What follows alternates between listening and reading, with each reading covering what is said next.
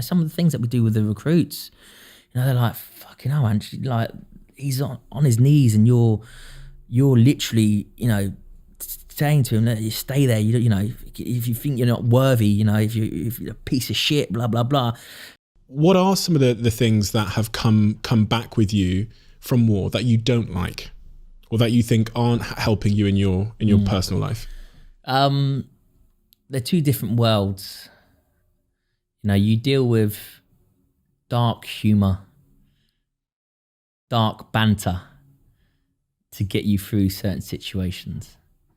And that dark humor and dark banter and dark way of talking is the norm to you because you live and breathe that.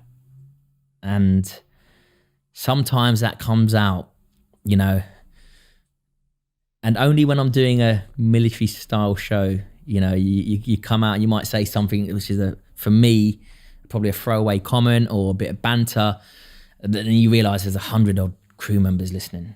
And there's nothing, it just might be, I might say something about someone it's never direct, it's always an indirect conversation that we have. It's that military banter that I fucking hate. Sometimes I hear myself talking like a military man and I hate it. I might say military words, hoofing, honking, waz, there's loads of them out there. And I think to myself, why are you talking like that? But it just comes out because I might find myself in a high octane situation, in a stressful situation, in an aggressive situation, in a violent situation, which I revert back to what I know works, which is ultimately this military person. But then I think, fucking hell, I'm not in a military environment. I'm not I'm in society, I've got, and it's controlling that I find really difficult. But acknowledging that it needs to be controlled. I'm not in the military anymore. And I always hate this, once a Marine, always a Marine. You get people go, hey, once a Marine, always a Marine. I'm like, I was a Marine 12 years ago, 10 years ago. And now I'm a media TV presenter. I'm now an extinguished author. I'm now, I like to say, about mindset. My mindset guru. I go around and do my tours. I'm in a completely different space, but I have to pull upon this young soldier every now and then in order to get the job done, because I know that works. I know that if I do that, but I just need to fine tune it. I need to buffer it around the edges, which again is a work in progress. I put my hands up when I go, fucking hell. Do you know what I mean? I shouldn't have said that, or shouldn't have done that. And I'm the first one to admit it. But people have to realize that, listen, it's a work in progress. It's not something that I can change overnight.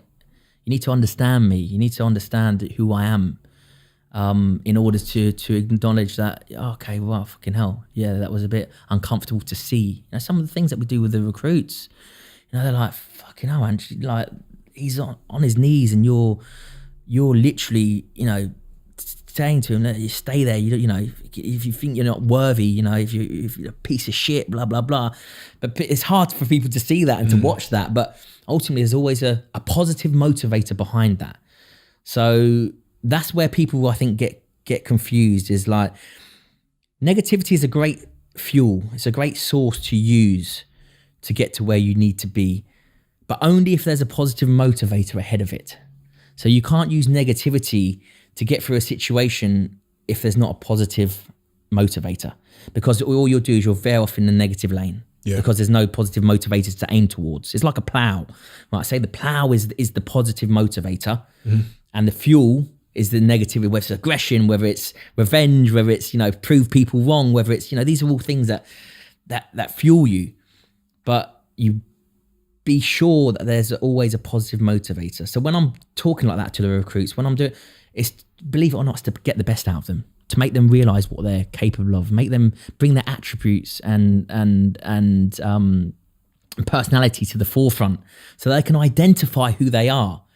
And a lot of people, they bring that to the forefront, or I flip that mirror on them and they look at themselves and they go, oh, no, I don't like what I see. They VW, or they go, or they leave. Yeah, so that's what I was going to say. It's also a filter. It's a filter.